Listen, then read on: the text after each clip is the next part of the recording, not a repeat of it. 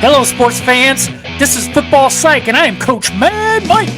It is a large Sarge in the house. All right, guys, we are going to be doing the NFC South as we continue our campaign of just really trying to do a breakdown of each one of the divisions. We did the NFC North last week, NFC South this week. Coach Mad Mike, today, and all you fans out there, thank you for subscribing. Thank you for commenting. Thank you for watching. We're going to go over 3 questions this week. How's the NFC South team standings going to change in 2024? What are the biggest questions surrounding every team in the NFC South? And what are we most excited to see from each team? All right, because we certainly are excited about some of these teams for sure. So with the NFL schedule, you can see that right now we are still in a time of OTAs. Some of them are already starting. They're mandatory mini camps. Those are well underway, which OTAs, as most of you all know, are voluntary, and there's been a lot of teams that have had a lot of players missing. Well, now, if you do not show up for mandatory mini camps, you're on the verge of being fined for not participating. How much is a fine, Coach Mad Mike? That's it. You can be fined. Now, some teams exercise that. Some show a little bit more leniency when it comes to it. It depends on how well things are communicated and whether they're in contract disputes or not. There's a lot of variables that play into this.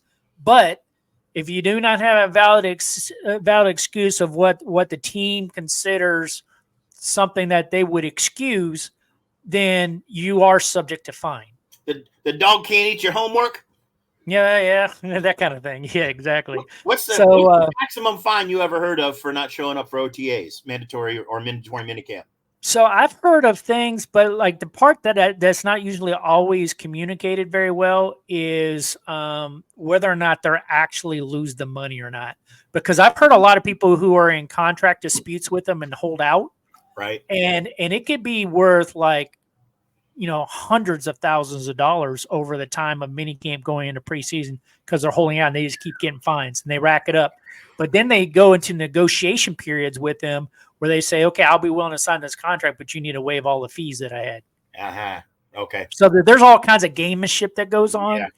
And so whether or not a player actually loses money is very suspect, right? Got it. All right, and that brings us to the Tampa Bay Buccaneers. Not that the Tampa Bay Buccaneers are suspect by any stretch of the imagination, but they've had some key additions and some marquee subtractions off of this one. The key one, Bryce Hall, came from the Jets, is a key addition this year. I don't know much about Sua Opeta on the line, but obviously that they're making a conscious effort to add to the line, especially with their first round draft pick. Key loss. Shaquille Barrett, Carlton Davis. And then one of my ones that I really think is a huge subtraction off of this is Devon White. Devon White is just a beast of a guy in the middle. I don't see how they've really addressed that kind of loss on this team, and I think it's going to hurt them because Devon White was just a true blue-collar workhorse of a linebacker, and that one's going to hurt him quite a bit. Mm-hmm. One of the things I found was interesting was Graham Barton, a true left tackle, but they're not going to use him that way. They're looking at using him as a center, which is very intriguing. I was like, what? It's not uncommon, but the issue that I always have about moving a tackle or a guard to center is the timing between the snap of the ball and the quarterback. Right. If you do not have that kind of skill set to be able to snap the ball effectively to a quarterback, especially when they're in the shotgun, and be able to immediately get your head up to block, that's a harder skill set than what most people realize. Absolutely. And I didn't see anything in this guy's history that told me that he had any experiences. I mean, bring a rookie in for your center, that could be all kinds of problems right there. I think I would rather have him stay on left tackle, but yeah, we'll see what's going on with them. I'd rather him your third year guy, right after he's worked the system or whatever. But putting a guy in a brand new position is not important. I'm very, very weary about that. I'm with you there, Large Sarge. I am extremely weary about that. And then another one there is Chris Broswell, who they're going to really use as a linebacker. He's an edge rusher. They're going to put him on the outside linebacker thing. And I understand that because he's only 255 pounds at 6'3".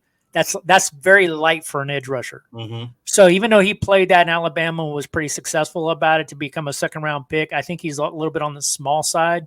And so I can definitely see why the Tampa Bay coaching staff, maybe that linebackers coach was just like, give them to me. I'll take them, because they had to overhaul this linebacker core, especially after the loss of Devin White. So I find it very, very intriguing, very interesting. So you ask a couple questions down here or at least you made a statement initially that they met their free agency goals by re-signing all their top free agents. They re-signed every single free agent they had. So you could say they met their goals. They were able to fit it in the cap, which is, I give them an A for that, right? But there's all those other – how did they fix the people they lost? What did they do to address that? It looks kind of – no, that's fair. I think that's valid, right? So and you bring up a very good question about Barton at the center. I think that's a huge watch item. That could be a huge disaster, or it could turn out well. It's going to be intriguing, at least to look at, right? No, I think in Tampa's favor this year, they've got the 21st easiest strength of schedule, so they're down near the bottom. So I think that stands them well in terms of who they have to play this year. So where they have some weaknesses that we're pointing out, one strength in their corner should be that their schedule is a bit easier. I think it's 2 or 3 better than it was last year. So yeah, and then you ask another question in there is who's valuable at tight end? I know like they have I believe it's they have Otten, I believe is their tight end. I'm not huge on him, so I think that's a valid question to ask too. So and let's take a look at their offense right now. So they have Cade Otten at tight end. Yeah. So that's correct. And I'm not big on that. So, obviously with Mike Evans and Chris Godwin, they're really the clear targets offensively. I don't know a lot about Trey Palmer. But when I look at, Otten, really, Palmer, I don't think these are guys that are major playmakers. I mean, if you guys disagree with me, those Buck fans, put it in the comments, type them in there. And tell me you disagree. I'm fine with that. We'll do a little bit more homework on that. But I really think when it comes to Godwin and Evans, those are their primary guys that Baker Mayfield's going to look to include Rashad White. And then obviously the rookie Bucky Irvin, who was taken in the 4th round to be its backup running back, is going to be pretty huge. How do you see it? I agree with you. I also think that they did get I think Mayfield got a little bit of help because they picked up Jalen McMillan in the draft. And he's coming at number 2 behind Godwin, so he's going to be Godwin's relief. He looks like he's got some really good hands. So I think it was a good pickup in the draft for them, too. Yeah. But they don't really have anyone else that's close to starting. We have to look at the defense, but I don't think any one of their rookies are starting except for the center, right? Yeah, just the center. He's not really a center. Yeah, he's really a left tackle. So I mean, a lot of a rookie. They must believe in him or have nobody else. Yeah, but it's just going to be interesting to watch for sure. Yeah, we'll see if that O-line coach is earning his money this year. Oh yeah. All right, defensively. So as you mentioned, they have Tyke Smith as the nickelback, taken in the 3rd round. So that one's going to be interesting to watch. But where I see the big concern about this football team, quite frankly, happens to be in the linebacker core. When you look at Devin White and you think you're going to get by with guys like KJ Britt and Yaya Diaby, no, you're not. And if you think Tyree Shayinka is going to cut, no, he's not. Like Devontae David is probably going to be frustrated a lot this year because he's used to having Devin White work with him, and he doesn't have that now. Yep. And they're not. Broke up the team. Don't be surprised if Chris Broswell, who they picked up, obviously he's really an edge rusher. That they're, like I said, 255 pounds. They're moving him to linebacker. As soon as he gets that system, I wouldn't be surprised if he takes over Yaya Diaby's position or on the other side on Joe Tyree Shianka. I think I could see him replacing either one of those guys. Interesting. As soon as he's ready to go. I mean, if that happens, that's a pickup for the Bucks, right? Like they made good on a draft pick, so. Yeah, I mean, I get why they put him number 2 right now because he's a position transfer, right? So changing positions is not easy. Yeah. But if he's going to be successful in the National Football League, he either has to put on weight to be an edge rusher or he's going to have to adjust. And it's a hard adjustment from edge to outside linebacker because outside linebackers are expected to drop back in coverage, and edge rushers don't necessarily have that skill. Right. So we'll see how that works out for him. All right, that brings us to the New Orleans Saints. Well, I did some homework on the Saints here. I've always liked the Saints. They've been in my, of course, I misspelled it. It's New Orleans. New Orleans Saints. Sorry about that, Saints. I made a typo on my slide. That happens. Marquee additions. Well, you and I have been around the maypole about Chase Young. We have been around and around them, and you taught me so much about after watching him play in San Francisco at the back half of the year, watching him in the playoffs, about how he would just stand up. If the ball wasn't coming his direction, like he stands up and quits. I was literally in shock when you taught me that, Coach Mad Mike. I was like, dang, he's right. Coach Mad Mike is right. So I thought the kid would have been hungry for a chance to get to the bowl, right? Because he was never going to get it with the Commanders. So if I was Chase Young, I would have been like, I'm going to the playoffs at least, and I got a chance to get all the way. I thought that boy would have been so hungry. He'd have been, chewing nails and, spitting 2x4s and, you know what I mean? He'd have been hungry. Well, he made it to the show, right? Yeah. But he looked like garbage in it. But he didn't look any good. He didn't look like he was hungry. So do the New Orleans Saints pick up here, or do they lose? They pick up, in my opinion. And I think he's got to understand, I think, that this might be his last hoorah. Like, if he doesn't make a fit in here, that's going to be it for him. Willie Gay from Kansas City. I think this is a very good pickup by them. I think it's needed in the middle. Although, with all the stuff that happened with them last year, they still got to the dance and pulled it off. So he's just an improvement.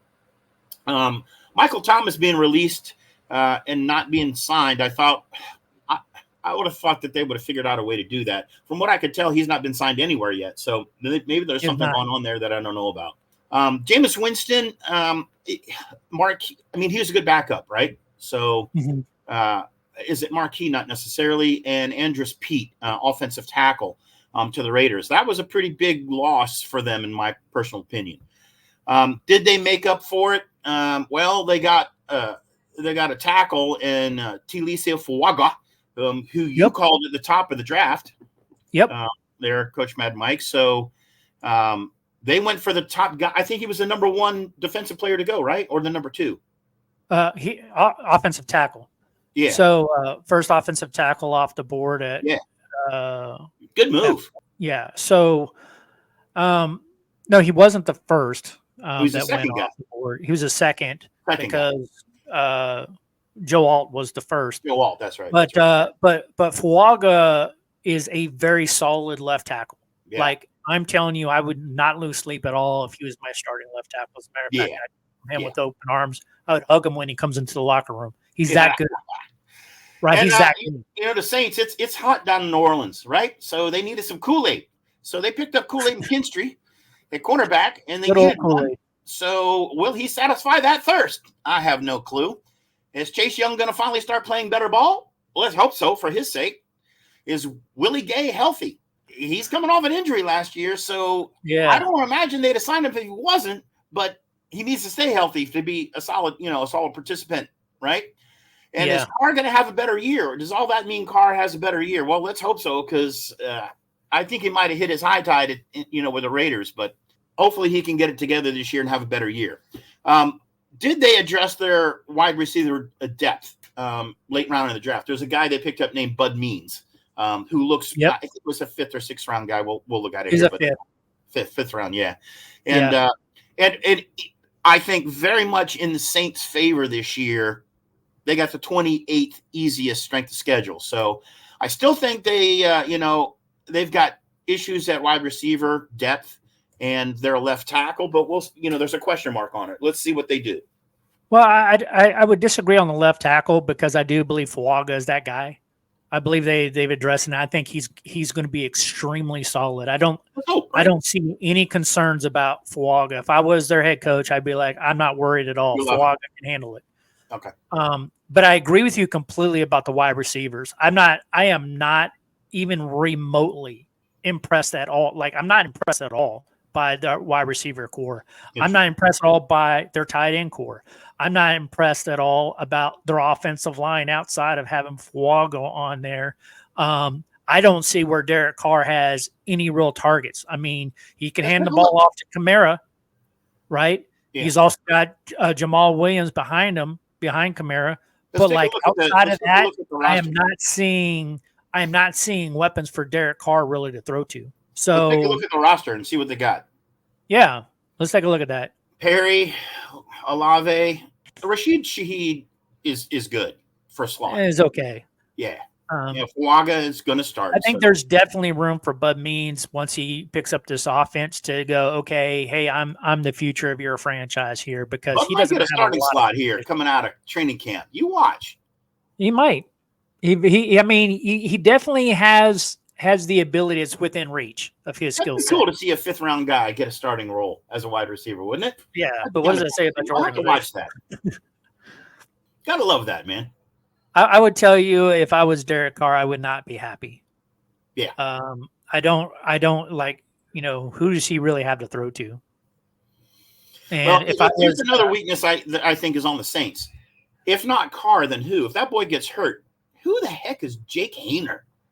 Yeah, I don't know, but the real guy there to watch is Spencer Rattler. Like, let's be real. He's I know he's a 5th round pick, but a lot of people had him going like, second or 3rd round, like a lot higher up. I mean, he fell, but like, I think when you're looking at the future, I mean, maybe their future franchise guys not on this roster right now, but I believe Spencer Rattler can definitely move up and challenge a Hayner for that backup role this year.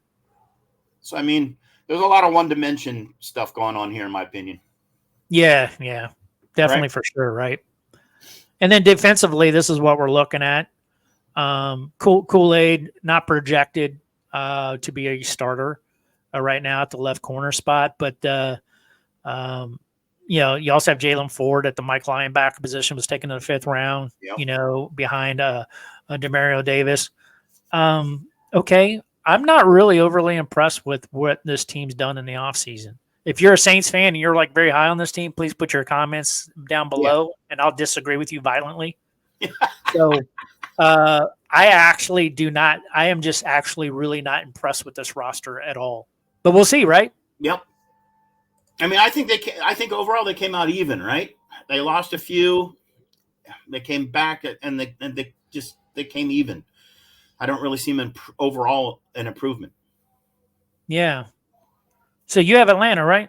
Oh, you got Atlanta, boss. Oh, I got Atlanta. You got Atlanta. Okay, I got hot Atlanta. All right, so with a good old hot Atlanta, and we're talking about Kirk Cousins here, so that's really the only thing that you can say about the Atlanta Falcons, in my opinion. All right, and boy, did they spend a freaking buttload to get him. Like, he hit for agency, and I've said this before in our show in the past, for those of you who are regular fans, like, he's probably got the greatest agent in the NFL, because everywhere he's gone, he's been able to secure top dollar for a guy who's probably mediocre talent at best. Show me the money. He always gets the money. He makes that movie come true. No, he does. He really does. And it's just like, he doesn't have things to show for it. Like, he was franchise tagged 3 times when he was with Washington. He goes to Minnesota at a record-breaking deal at the time. Of course, that record's been broken many times since then. Yeah. But at the time, it was a record-breaking deal when he had never won a playoff game at the time. Then he goes to Minnesota and he does that. And supposedly that was a Super Bowl-ready team who made it to the conference championship before he came. They went backwards with him at helm. Yeah. Went backwards. He still put up very good numbers, though, overall. Yeah, but he never like the team just didn't perform to expectations. I mean, was that more Cousins or was that more Jefferson? You know what I mean? I think Jefferson's fantastic. I mean, well, I'm saying, what were his numbers more on Jefferson than on Kirk? Yeah, I mean, I have to go back and watch film. How many of those did Jefferson bail him out on, right? Quite a bit. There was a few balls in the air. Obviously I watch Minnesota because I'm a Lions fan, but I mean, he looked good. It's just he looks as good as golf. just not behind an offensive line that could do anything, right? So, but then he goes to Atlanta at this point in his career for $180 million. Like, really? Like, you've done enough to justify that? and can we'll talk about the investigation in a second. But would you have paid that much money if you were the GM in Atlanta? No. I mean, you were make or break, but I mean, him coming off that Achilles injury, would you have paid that much money? No. That's crazy, right? If anything, being at the number 8 pick with the ability to move up 4 slots, I would have gone for a top quarterback in this year, and I would have saved that cap space. I am not going to get it on a guy who's been with 2 previous teams and doesn't have a playoff history record to really show for it, right? Like, so you're saying you would have jumped up higher than pick number 8 to get somebody? I would have gotten to the top 4 because you're definitely within reach there to say, you know what? I want to move up and I want to go for one of these guys who are going to be the future franchise kind of guy. Some people are very high on Penix. Some people are very high on Penix. Penix was still on the top. I thought you and me both cracked up laughing and went, oh, when they came with pick 8 and got Penix, we were like, what is going on there? What is that signal does that send to Cousins? Now, Penix to me is a second round grade guy. The fact that he was a top 10 pick, oh my gosh, was that a reach, in my opinion. That's when the top 4 quarterbacks come off the board and you just have it in your mind, I'm going to walk out of this first round with a quarterback no matter what. Right? And after you just signed a guy for $180 million, like what in the world are you doing? So they don't have anyone else behind him. I'm not happy with what I've seen Atlanta do. This is like atrocious to me. Yep. So then when you look at the market traction, you lose Jeff Okudah. Okay, I get it. All right, Juna Smith. Okay. Cordell Patterson. Okay, you can go. All right, he's getting a little bit older now. I get it. You let him go. But you didn't really do anything to improve this team. You had a top 10 pick to improve your football team, and you go and get Michael Penix. Why? After you spend $180 million on Cousins, you don't think we have other positions that need to improve? There's nobody behind him. There's nobody. The thing is, though, I don't care about a backup quarterback. If you spend $180 million on Kirk Cousins and you have a top 10 pick, you pick a franchise type of player at another position that's going to help your team win football games that can start day one. I agree. You don't go and get Michael Penix. I'm sorry. You don't do that. So they did get Darnell Mooney from Chicago. I think that was a good pickup by them. Yeah, I'm okay with it. I'm not. Yeah, I am okay with it. I'm just not real happy with what they did in the draft, honestly. Their draft to me is a failure. They should have gone for broke and traded way up to reach. Not broke. I mean, you're talking about moving up 4 spots, right? You're talking about moving up. And maybe you're not real happy with the quarterbacks. Maybe you're okay with Penix, but why take Penix there? Why not trade back? Penix would have fallen further. He would have, like, you got to remember, like, Penix was taken before J.J. McCarthy. J.J. McCarthy fell all the way to Denver. That's right. And so, believe me, Penix would have still been there after Denver. So even if you were like all in Team Penix, okay, trade down to 12 or 14, drop back 4 spots. If you're not going to go up 4 spots, go back 4 spots. Or do you think pick up another draft pick? Penix and JJ would have fallen to Atlanta? Either or, whatever. But like, I'm just saying, like, it doesn't make a lot of sense to me to get Penix at 8. Now, what's done is done. To me, that they are a failure at the draft. So if you're an Atlanta Falcons fan, argue with me in the comments. I will more welcome it. Type your little fingers away. Argue with it. But to me, this did not make good GM sense at all. I think they panicked and got Cousins because they felt they needed someone. Oh, wait a minute. We have a high draft pick, and it was too late at that point. They had already paid the money. Now, I'll say in Atlanta's defense this year, you're going to go to their easiest schedule. They got the easiest strength of schedule. So they're still going to lose. Yeah, I think you're right. They're still going to lose quite a bit. Yep. So you want to talk about Cousins' investigation? Yeah. It's still not going. I couldn't find any more news. It's still up there. He might not play. There's a possibility this thing goes negative. Imagine this for a second. Imagine Michael Penix starts this thing. Imagine that he does very, very well, and you're paying $180 million to a quarterback that's not playing. Now, Oh, my God. You're just an idiot as a GM. How much was guaranteed to Cousins? 195, 110, something up there. I don't know. I'd have to research that one a little bit because I don't know how much was guaranteed. A lot. I could look it up real quick. That was a ton of money guaranteed up front, which is the other thing I didn't understand. Yeah, I would make him earn it. Whew. You're just not worth that much money. Out of the 180 million, 100 of it is guaranteed. $100 million. That's crazy. $100 million guaranteed. Ridiculous, right? Oh my gosh!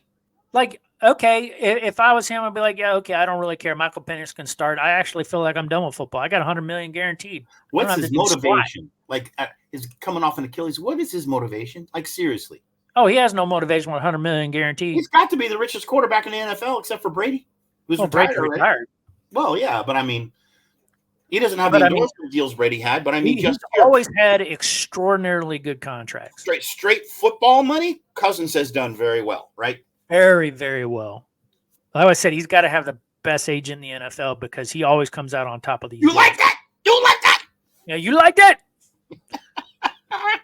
All right, so let's take a look at their offense. So when you take a look at what Kirk Cousins has, Mooney, as you noted, the pickup from Atlanta, picked up as an undrafted free agent by Atlanta. All right, so Darnell Mooney is there. He's going to play on the right side. All right, he's got Moore. Okay, he's got London. Okay, Casey Washington in the 6th round. Yeah, I'm not overly impressed with this receiving core. Their line's a little bit more solid. I tell you, Kyle Pitts is a beast at tight end. Mm-hmm. Like, there's no doubt about that. B. John Robinson at running back's okay. Aguilar, I actually like him a little bit better than Robinson, but he's his backup. Wow. But we'll see. Like, I'm not overly impressed with Atlanta. I'm really not. And if Kirk Cousins, Mr. $100 million guaranteed on a $180 million contract, who might get suspended, might not play, because I think the funniest thing what will happen is if Penix does get the start and they never look back. Yeah. And Atlanta just threw away $100 million. Yeah. I would not want to be in the head shed with that conversation. Can you imagine being that owner? Yeah, no. God, no. And you have to write $100 million check for a player that's basically worthless to you. I would not want to be that GM. I would want to fire everybody. Yep. I would be so pissed. Man, crazy. People don't like writing a $100 million check. Mm-mm. Oh my God! Not unless they expect something. At least you could say when he went to Minnesota, they had the pieces in place to make a run. It just didn't happen, right? Such as the NFL. But they had the pieces, right? Yeah, they did. Yeah. So they paid they paid more money to get him in Atlanta. And where are the pieces? No, they're not there. They got all their money wrapped up in this dude. I think the best thing going might not even suit up is their strength of schedule this year.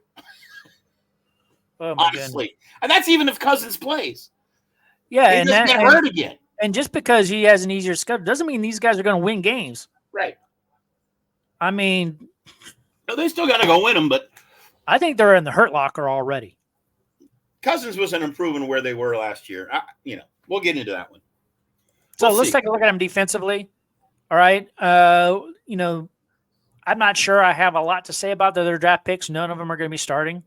All right. So, who were the big guys that you really look at here that you think are your difference makers? All right. I think that they are an average defense. Average. Yeah.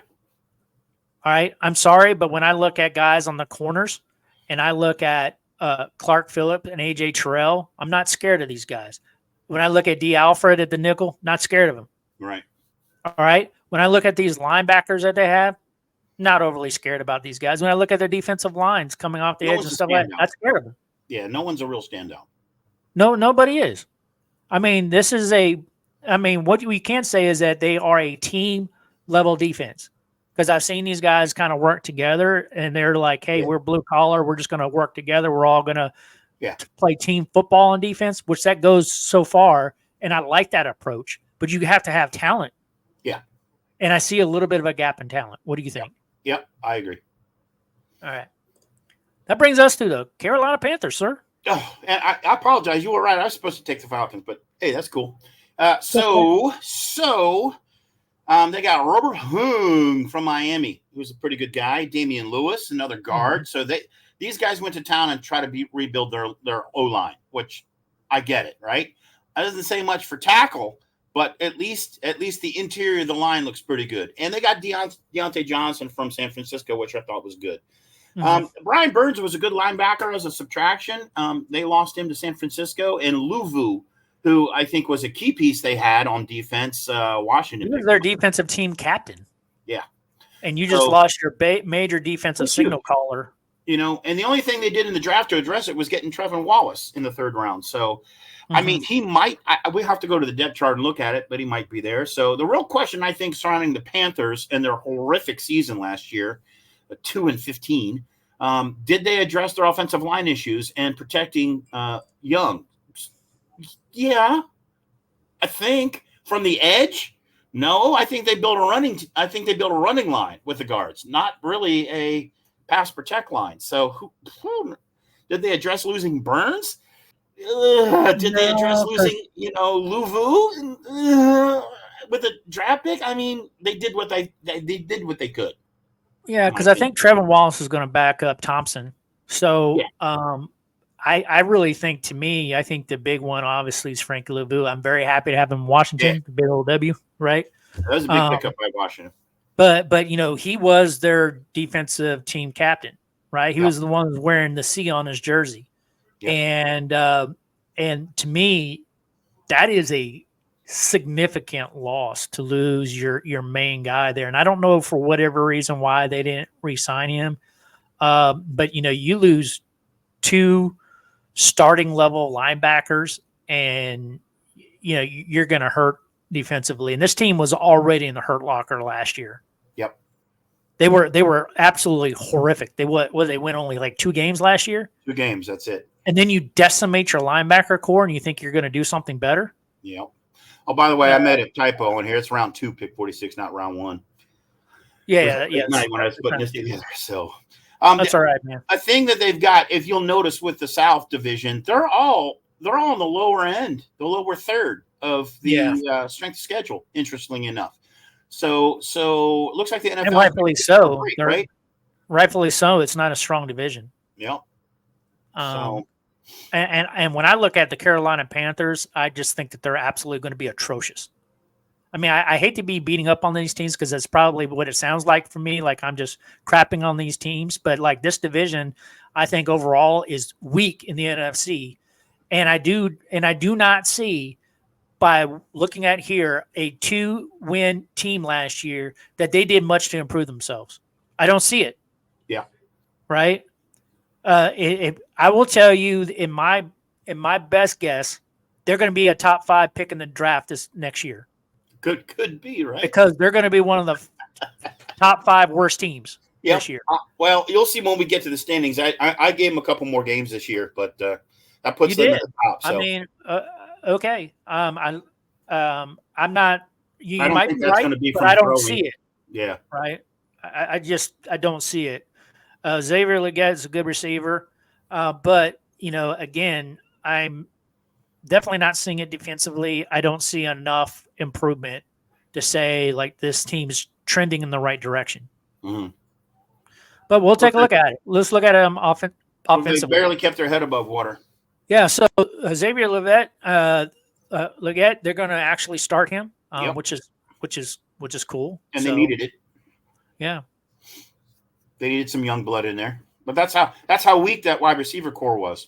Yeah, it's not a lot, And when I look at it, they got Jatavian Sanders in the 4th round, and they got him projected behind Tommy Tremble at tight end. Okay. Yeah, I mean they do have Adam Thielen, so. Yeah, I tell you, I think Jonathan Brooks is going to be a really good running back. They got him at number 2 spot right now, but keep an eye on him. He's going to actually be pretty good, I believe. He could beat Chuba. I think so. I mean, we'll see. Sure, right?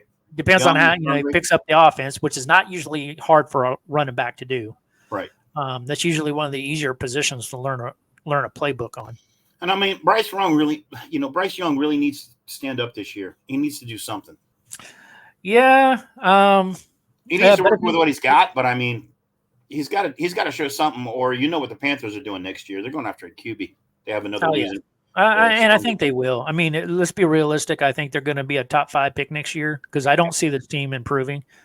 I think they are going to be in the quarterback market next year, 100%. Yep, I agree. What do they got on defense there, Coach Mad Mike? Yeah, defensively, here we go. This is what we're looking at. Not a single draft pick starting. But yeah, we talked about Trevin Wallace. I mean, got him as backups though. Yeah, he's going to be behind Thompson, and I think that's probably the right place.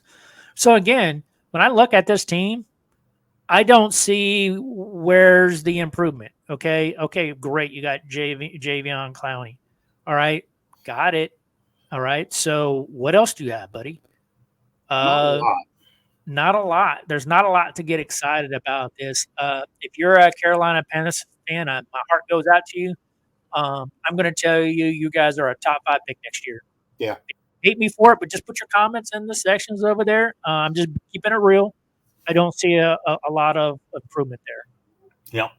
All right. So tell me about your predictions there, Lord Sarge. So I'm calling Tampa Bay right down the center like I did last year. I think they make the playoffs, and I think they'll win their division.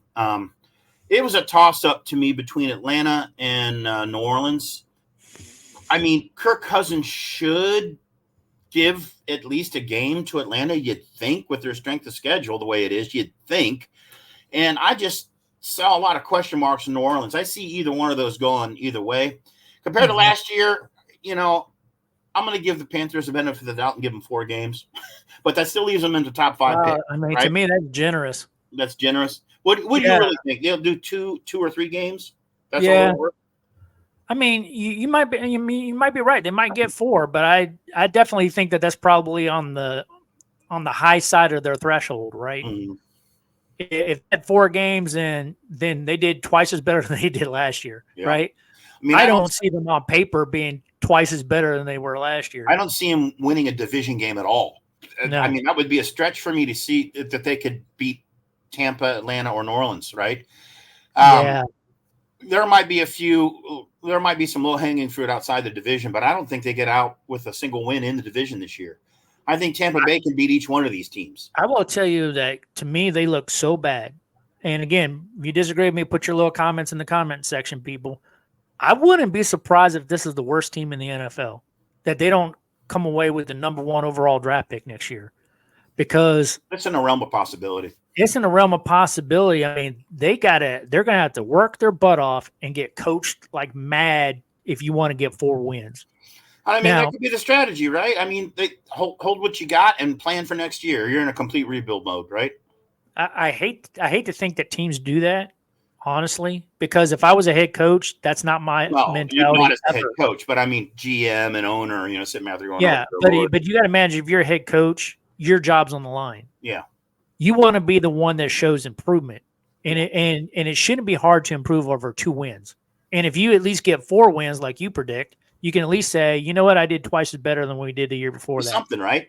I'm at least trending in the right direction. 100%. Don't let me go. Versus 2023. So something to build on. We'll see. Yeah, we'll see. All right, guys. Well, that is the NFC South. It's not looking so great, but next week we are doing my favorite division, the NFC East, and I am so much looking forward to that, and looking forward to into that discussion, because we're going to talk about the W, and we're going to be talking about the Eagles, who are probably look pretty strong in the division. We're going to talk about those boys in Dallas, and then of course we're going to talk about them Giants, who actually have the G-Men. So I'm looking forward to next week. Anyway, if you guys are big NFC South fans, please leave your comments. Please like, subscribe to our videos. We love you guys. We want to keep it real, and we definitely want to hear from you. Parting words, Lord Sarge? Have a great week. Stay tuned for the next Commanders Edition on Monday. That's right. Commanders Edition on Monday, and we are Football Psyche, and we are out of here. Peace.